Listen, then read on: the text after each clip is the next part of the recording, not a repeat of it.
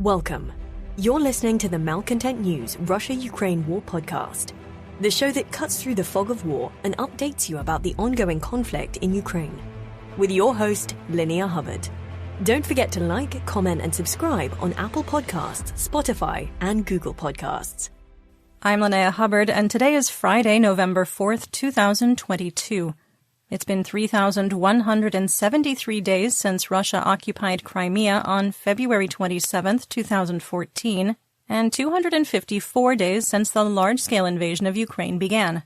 Today's podcast looks at what happened yesterday in the Russia-Ukraine war. The Malcontent News Russia-Ukraine War update is compiled by our team from around the world. Today's report includes information from direct contacts in Ukraine and their proxies, Russian Ministry of Defense reports, the General Staff of the Armed Forces of Ukraine reports, Operational Command South of Ukraine, open source intelligence, our in-house team of analysts and geolocation experts, and pro-Ukrainian and pro-Russian mill bloggers and social media accounts with a track record of trying to be accurate. We have one mission: to report the truth, because the truth matters. Let's go ahead and get started with our assessment of the current status of the war. First, our initial assessment that 3 missile carrier vessels of the Black Sea Fleet received slight to moderate damage during an attack on their home port of Sevastopol was accurate. Second, our assessment that Russia's accusation that Ukraine is preparing to use an improvised nuclear weapon as baseless was also accurate, with the International Atomic Energy Agency completing the requested inspections and finding no activity. Third, we assess terror attacks on civilians and civilian infrastructure will continue across Ukraine. Fourth, we assess that the Russian military within Ukraine is combat ineffective and is only capable of mounting effective defensive operations. Fifth, we assess that the Russian Ministry of Defense is using recently mobilized troops for disorganized ad hoc attacks, wasting military resources on pointless offensive operations in the Donetsk Oblast. Sixth, we maintain that the so-called evacuations in Kherson have taken a dark turn and appear to be an organized genocide against the Ukrainian people. Seventh, we maintain that Russian forces will retreat from the west bank of the Dnipro over the next 3 to 7 weeks. Eighth, we maintain that the private military company Wagner Group is spread too thin due to its expanding role in the Donetsk Oblast and the revelation of crippling battlefield losses. Ninth, we maintain that although the weather has improved in central and western Ukraine, Rasputitsa will continue to slow down combat operations for both belligerents. 10th, we maintain that Ukraine holds the battlefield initiative, forcing Russian troops to remain in a defensive posture.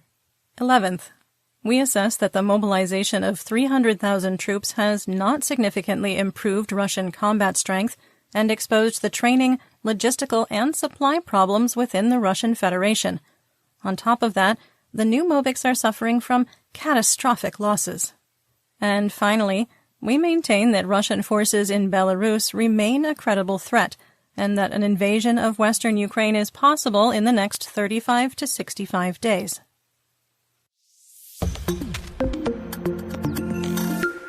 Let's get some regional updates, starting with the Kherson counteroffensive and Mykolaiv.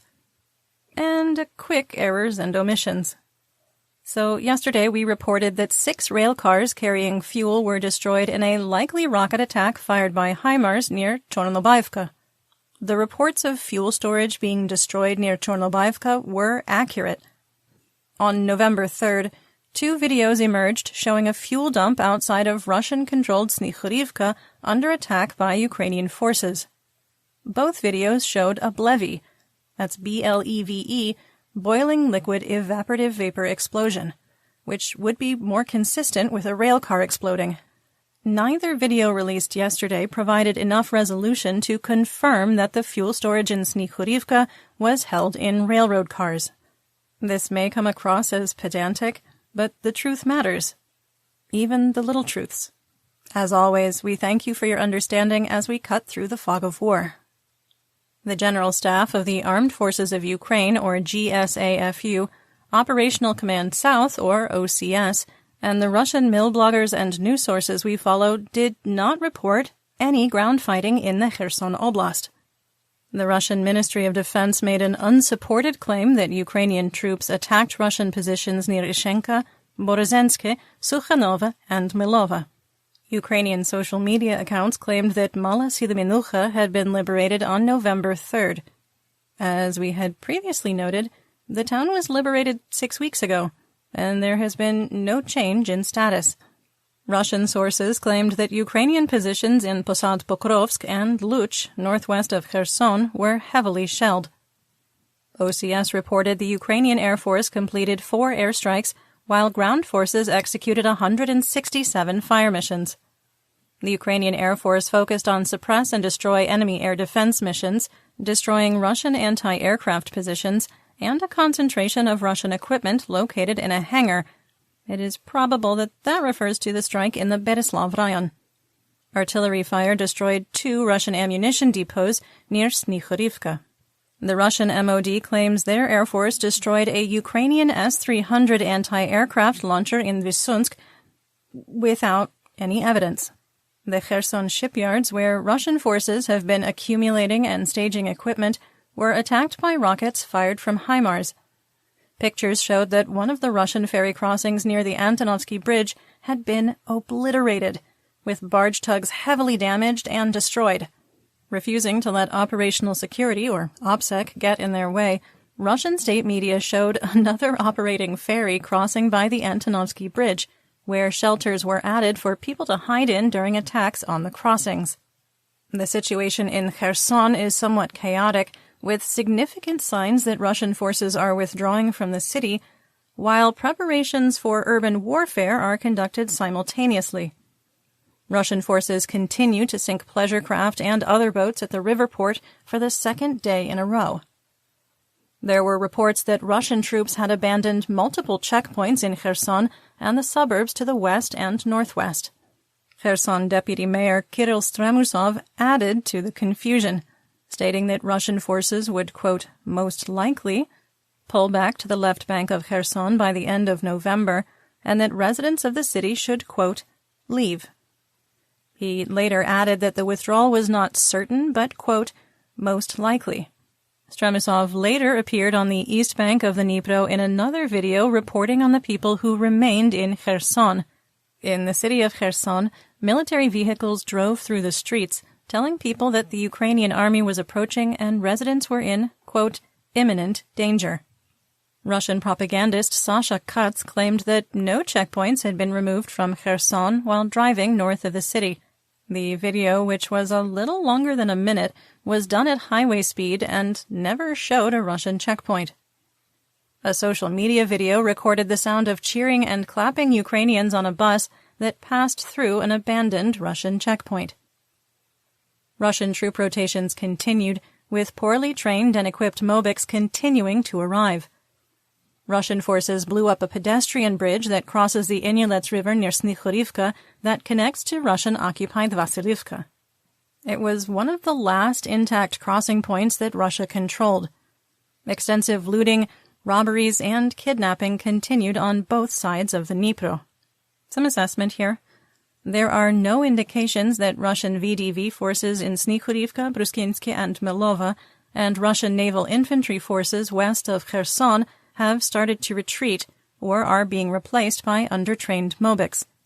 The destruction of the pedestrian bridge negates the possibility that Russian troops could retreat from Snichurivka across the Inulets and use the river as a natural defensive boundary. We continue to believe that Russian forces will leave the west bank of the Dnipro River within the next 3 to 7 weeks. Logistics and supply are slowly choking off the ability of Russian ground forces to conduct counter-battery and artillery strikes. On the east bank of the Dnipro, Russian sources reported the administration building in Chola Pristan was completely destroyed in a rocket attack by HIMARS. Ethnic cleansing under the guise of martial law and Russian security continued along the Dnipro unabated. The Russian MOD continued targeted attacks on the Ukrainian power grid, forcing the South Ukraine nuclear power plant near Mykolaiv to reduce power to Reactor 1 by 50%. Russian attacks in other parts of Ukraine knocked out one of 3 750 kilovolt lines connecting the plant to the Ukrainian power grid. The reduction in output was taken as a safety measure. At least one Russian S-300 anti-aircraft missile used for a ground attack struck the port in Mykolaiv, destroying a terminal leased by a Chinese company and 17,000 tons of food-grade sunflower oil awaiting export, valued at $26 million. There were no reports of casualties, and at the time of recording there had not yet been a statement made by the Chinese government. A second round of S-300 missiles struck Mykolaiv overnight, causing damage to warehouses holding grain and parked cars. Let's move on to Dnipropetrovsk and Zaporizhzhia. The International Atomic Energy Agency, or IAEA, released a statement on the status of the Zaporizhzhia nuclear power plant that confirmed our report yesterday that the plant had lost connection to the power grid and had been forced to operate using diesel generators for internal power. The very same 750 kilovolt power line that forced a reduction of power output at the South Ukraine nuclear power plant resulted in the power loss at ZNPP. The IAEA inspectors were told there were 2 faults in the line 50 to 60 kilometers away from the facility in Enerhodar. Repair work on the 330 kilovolt line was ongoing. Russian drone and missile strikes on the Ukrainian electrical grid have specifically targeted the 330 kilovolt infrastructure on a nationwide scale. IAEA Director General Rafael Grossi said, quote, "This is an extremely concerning development that again demonstrates the plant's fragile and vulnerable situation. Despite the best efforts of the plant's courageous staff to stabilize the external power situation in recent weeks, the Zaporizhzhia nuclear power plant has again lost all access to off-site electricity. For now, it receives the power it needs from the on-site diesel generators, but this is clearly not a sustainable way to operate a major nuclear facility. Measures are needed to prevent a nuclear accident at the site. The establishment of a nuclear safety and security protection zone is urgently needed." End quote. Director Grossi did not provide an update on creating a demilitarized zone around the plant, nor is there any information on the kidnapped Enerhoatom employee who has been in Russian custody for 3 weeks. The IAEA did not validate Russian claims that the plant and the area immediately around it had been shelled for the last 2 days. Enerhoatom did report that up to 30 mines had been triggered around the plant during the last 3 months due to dogs, foxes, and wild boars. A major fish kill in the plant's cooling ponds was caused by the water temperature dropping below 13 degrees Celsius. Just a little note here.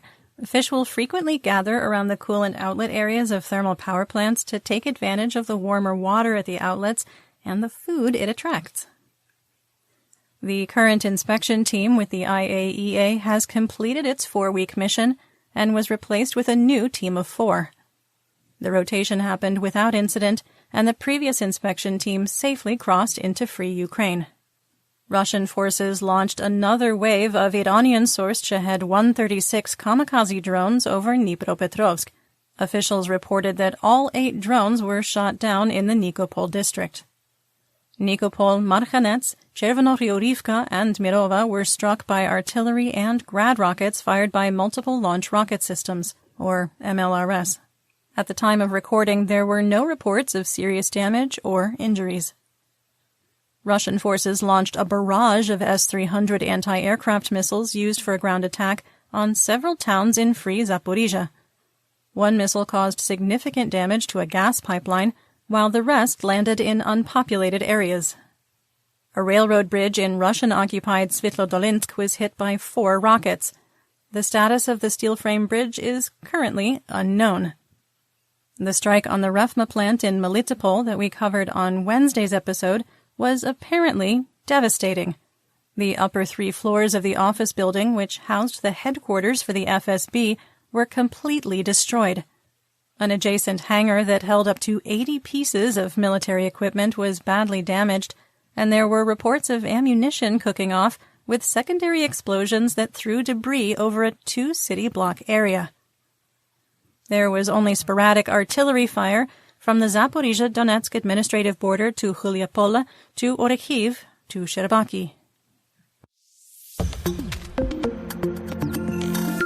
Now to the Donbas region, starting with southwest Donetsk.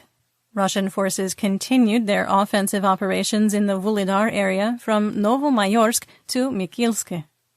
Ukrainian forces continued to repel Russian advances on Prechestivka. Russian mill bloggers report that weather conditions, mud, and fresh Ukrainian reinforcements have slowed the offensive to recapture Pavlivka. Russian military leaders have been throwing inexperienced, under-equipped, and poorly trained Mobiks at the strategically unimportant town since October 30th and have suffered catastrophic casualties for only incremental gains. Our map on October 29th likely overstated Russian territorial control, with Ukraine likely still controlling parts of Yekhovivka before the Russian offensive.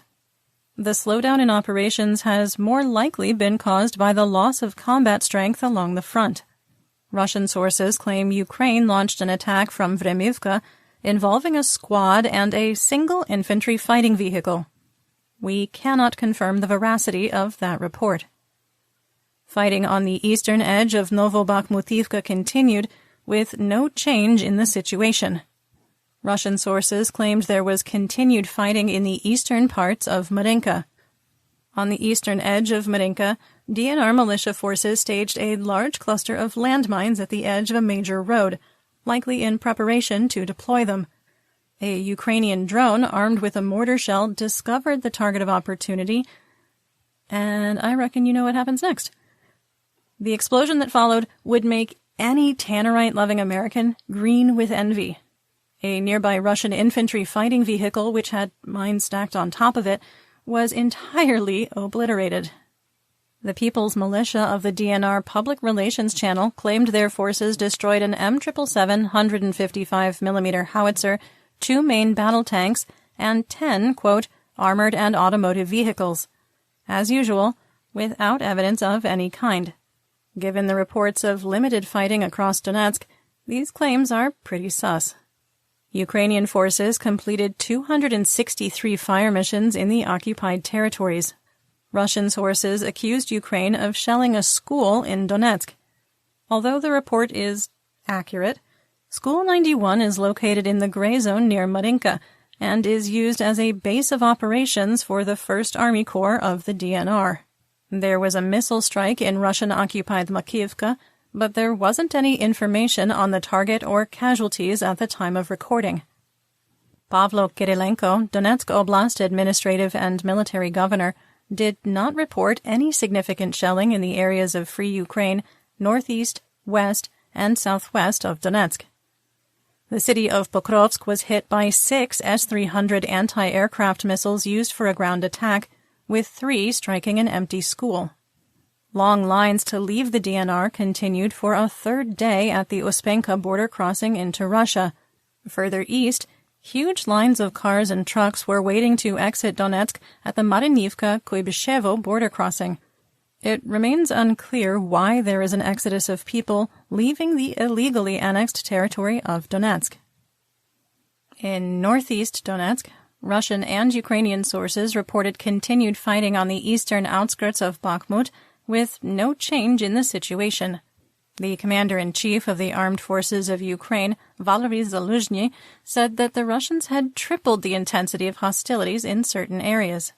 Although the GSAFU did not specifically report that Bakhmut and Soledar were one of those areas, Russian sources, including the private military company or PMC Wagner Group, reported intense fighting in the no-man's land east and southeast of Bakhmut. There were no other specific reports of fighting in northeast Donetsk. Moving on to Luhansk. There were no credible reports of significant fighting here either along the entire front. The Russian MOD made a laughable and baseless claim that 2 companies of foreign mercenaries, that's 400 to 500 troops, attempted an advance from Novoselivsk. Serhiy Haidai, Luhansk Oblast administrative and military governor, towards Delmachivka, which is only 3 kilometers from where, allegedly, Russian troops had a glorious victory over pro-Satan foreign mercenaries. Or, is it pro-Nazi? Oh, sorry, no, they were NATO troops. Cut me some slack, okay? It's really hard to keep up with Russian propaganda.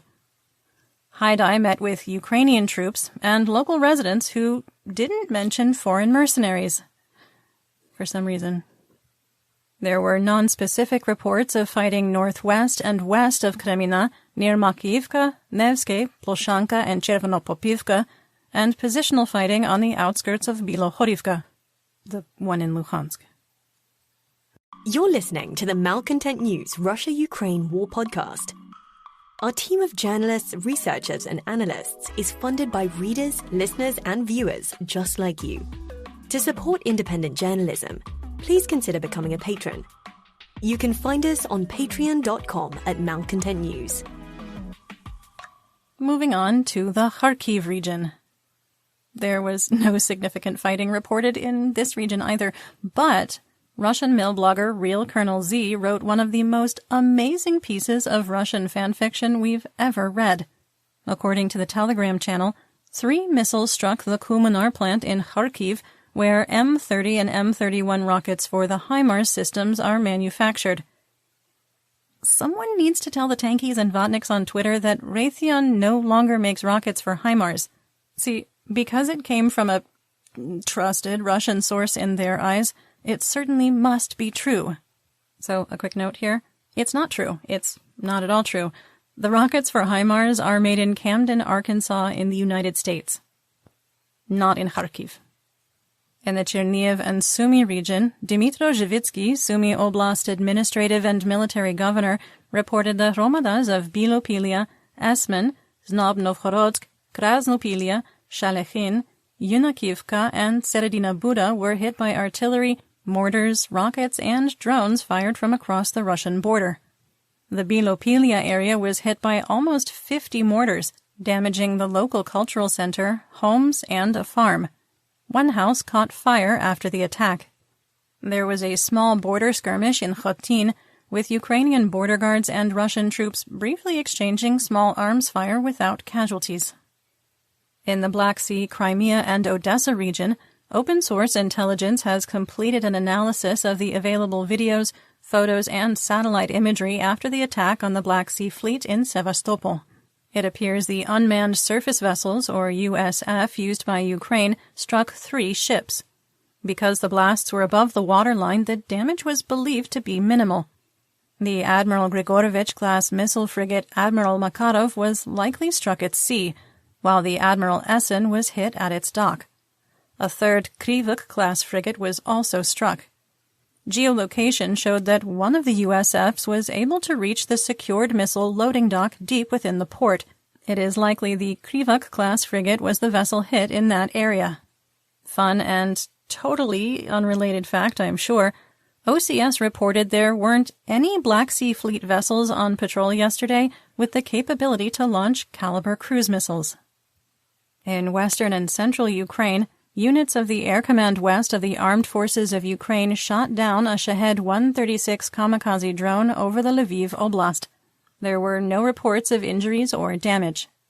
Moving on to the Russian front, it has been almost a month since the Kerch Bridge was severely damaged in an explosion, and repair work continues. Russian engineers have finished removing the destroyed road deck of the eastbound lanes. One of the cranes involved in the repair efforts appears to be a recently stolen piece of Ukrainian infrastructure. How do we know, you might ask? Because it's painted in the blue and yellow of the Ukrainian flag. Russian officials have finally admitted that the road bridge is only lightly used and is closed to civilian traffic. Since the tracks were cleared, only 16, quote, light trains have passed through the damaged rail section. Full repairs are not expected to be completed until July 2023. Russian sources reported that the border town of Butki in the Belgorod Oblast and Tietkino in the Kursk Oblast were shelled by Ukrainian forces.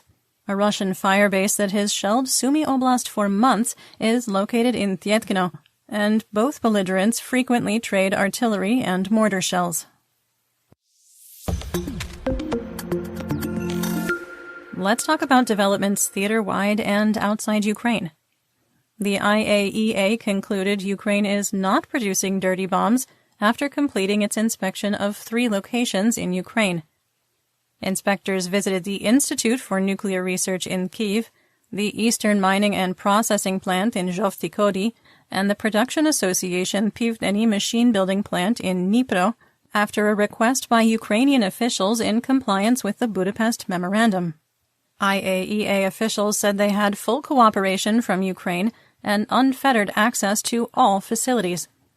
Director General Grossi said, quote, "Our technical and scientific evaluation of the results we have so far did not show any sign of undeclared nuclear activities and materials at these 3 locations. Additionally, we will report on the results of the environmental sampling as soon as possible." End quote.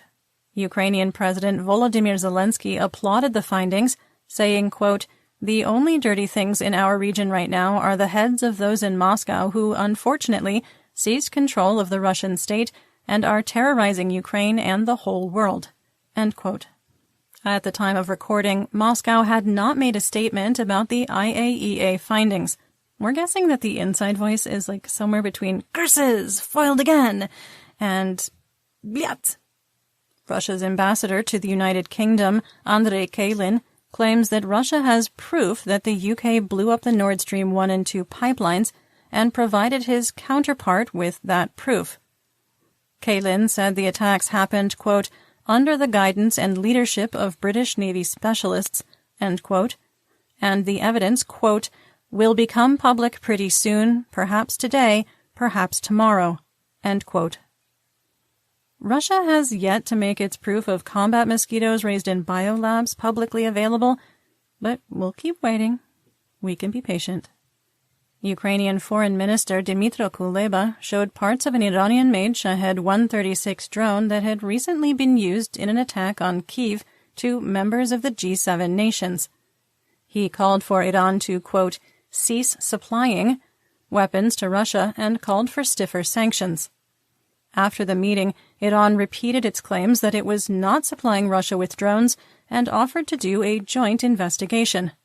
The Iranian Ministry of Foreign Affairs advised the Ukrainian party to stay realistic and, instead of publishing alleged false accusations against Tehran, seriously consider a constructive proposal to hold a bilateral expert technical meeting once Kyiv may provide evidence. General Atomic reported the Pentagon has approved providing Ukraine with MQ-9 Grey Eagle UAVs. The MQ-9 is not a kamikaze drone and is capable of carrying Hellfire missiles. The report in Janes did not provide many details, with a spokesperson from General Atomic saying they didn't want to undermine the progress made by providing too many specifics. The Grey Eagle drones were originally committed to Ukraine in July, but Pentagon watchdogs raised concerns about the technology falling into Russian hands if a drone were to be shot down. Speaking of shot down, let's talk about Russian mobilization. The British Ministry of Defense validated our assessment that recently deployed Mobics are ill-equipped, have little impact on the battlefield, and are being slaughtered at an unsustainable rate. British Defense Intelligence reported that since mid-October, Russian forces are losing over 40 armored vehicles a day, the equivalent of an entire combat battalion. Over the last half of October, the loss of the equivalent of 15 battalions equals the destruction of an entire army. Mobics have to operate much older BMP-1 infantry fighting vehicles and MTLBs, initially designed in the 1950s. Mobics have taken to calling the outdated military hardware aluminum cans. The Defense Intelligence Agency also validated our earlier report that Belarus provided up to 100 main battle tanks to Russia for use in Ukraine. Officials in Karelia Federal District admitted that the commissariat has continued mobilization in defiance of the order from the Kremlin. Artur Parfenchikov claims that another round of mobilization is required because so many illegally mobilized residents are being sent back to their homes and they have to fill the gap. Officials claim that as of November 2nd, no more summons would be issued. Residents of the Kabardino-Balkaria Federal District also reported that mobilization continued, including people being conscripted off the streets. In Khanty-Mansiyski Autonomu Okrug, State Duma Deputy Maxim Ivanov reported he had received 146 appeals from mobics sent to Ukraine without proper training or equipment. Ivanov called the situation, quote, unacceptable, and had reached out to Russian Minister of Defense Sergei Shoigu. The deputy commented, quote, what benefit will an untrained guy bring, for example, at a checkpoint near Donetsk? Probably the minimum, end quote. Quick editor's note here. In our analyst community, we call untrained mobics speed bumps, because they really only slow the ongoing Ukrainian offensives. They do not stop them. In the Pskov Federal District, locals report that mobics are receiving no support or training. Under Governor Mikhail Vedernikov's declaration that mobilization had been completed, a woman wrote that the mobics in the community are homeless, freezing, sick, and have no equipment. The Russian conscripts claim they are appealing to any authority they can think of while receiving no help. In Perm, mobics living in poor conditions are dealing with an outbreak of lice at the training center in Elani. State Duma Deputy Ivanov visited the facility personally and had portable showers deployed. Ivanov claimed he saw no evidence of a lice outbreak, but officials are bringing in barbers to provide haircuts.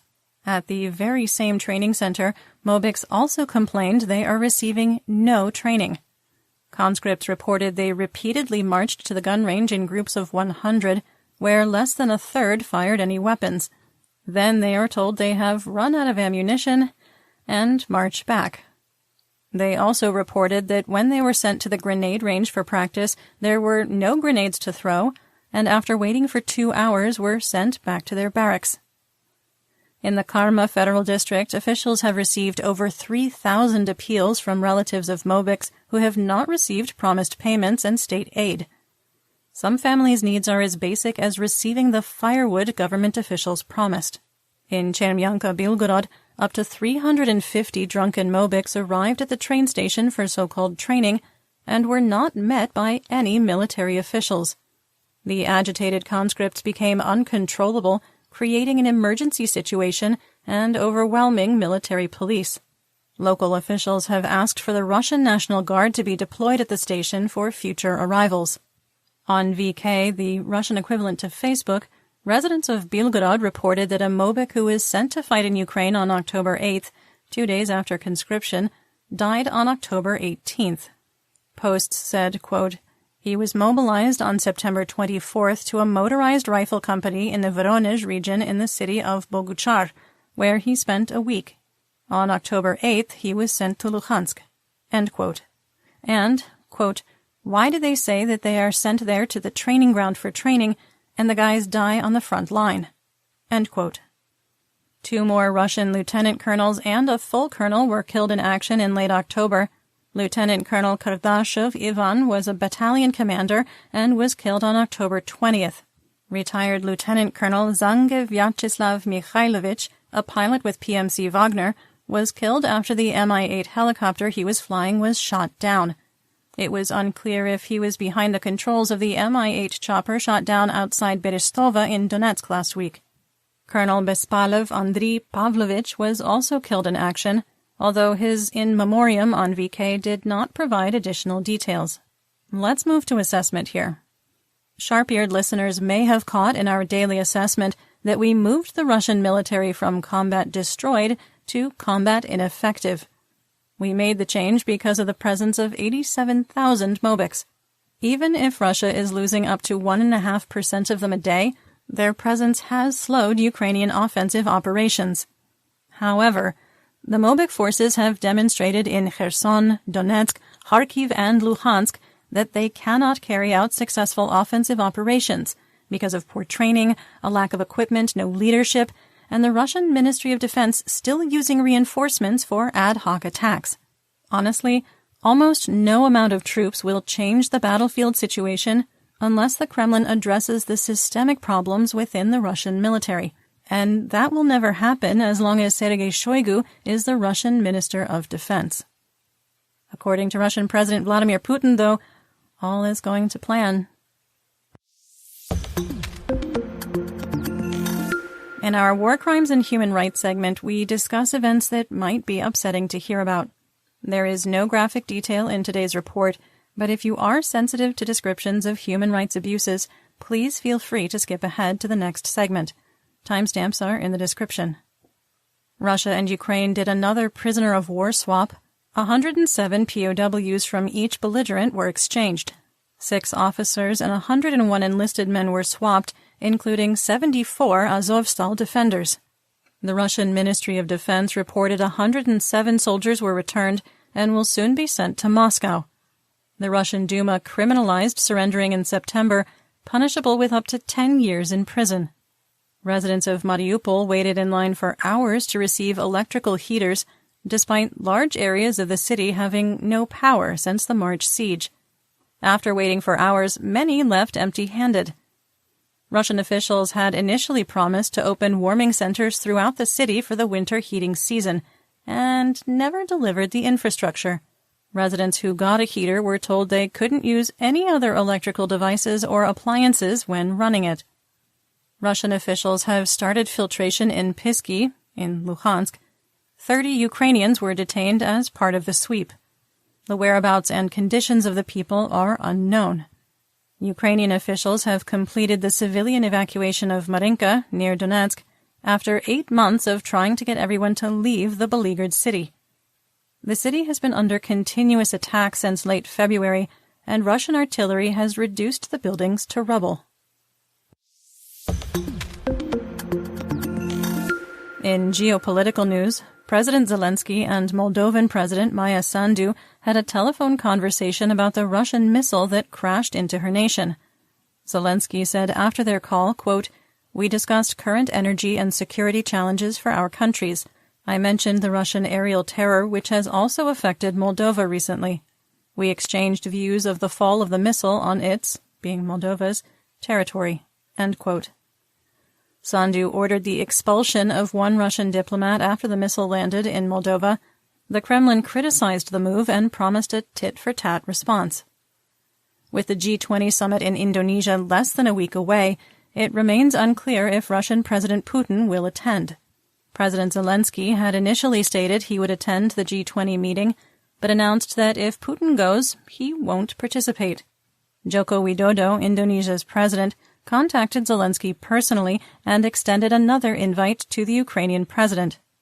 If Zelensky were to attend, it would not be in person due to security concerns caused by the ongoing war.